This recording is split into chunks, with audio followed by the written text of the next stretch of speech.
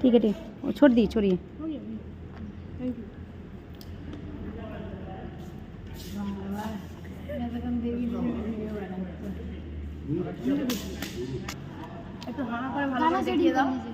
नहीं, आइए आप लोग भी खाइएगा। क्या खाना खा रहे हो? बोलो बोलो। ये देखिए, ये फूलगोभी आलू का सब्जी। हम हरा आलू खा चुके हैं और प्याज खा रहे हैं। दाल, झूठ क्यों बोल रही हो? राइस और आलू गोभी का सब्जी।